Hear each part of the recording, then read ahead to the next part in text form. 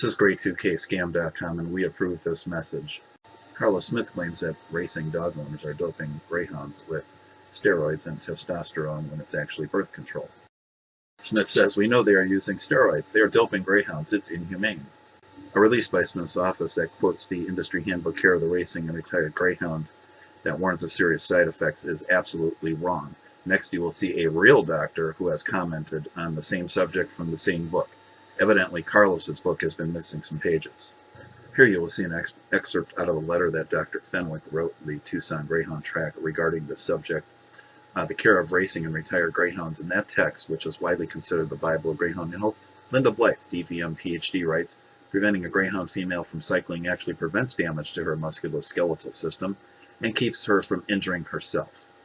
Text but notes that male hormones are also regularly used to prevent estrus in show dogs and hunting dogs. So where's the disconnect here? Is Carlos missing pages from the book? Or is he just taking the company line from the worldwide leader in lies, Grade 2K's own spin doctor board member, Fred Barton, who puts down the same company line time after time after time when he doesn't even have a veterinary degree, not even close. The guy's just a writer. Yet another passage from that letter. There's no clinical evidence that the use of testosterone in female racing greyhounds is harmful to the dogs when given at the right dosage. Racing dogs that receive this treatment remain healthy, perform well, and experience no difficulty returning to their normal reproductive system once they retire. Sorry, Carlos Smith, once again you've been outed as a liar and a fraud.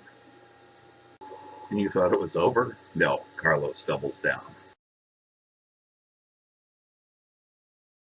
She's also unique because, unfortunately, she was exposed to anabolic steroids while she was on the tracks around the state of Florida. And because we know that anabolic steroids can have harmful health consequences in the short term and in the long term. Come back, please.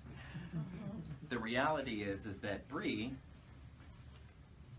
unfortunately, has been experiencing a lot of genital abnormalities.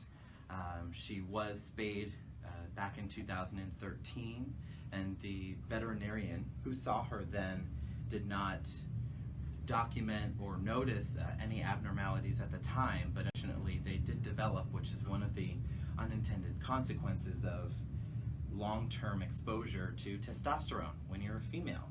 They give these dogs anabolic steroids. They are giving female dogs testosterone and claiming that it's birth control. That is not the reality. It's a dishonest argument, and it's having very negative short and long-term consequences for these dogs. No, Carlos, you're the dishonest one. Here's the real truth, buddy.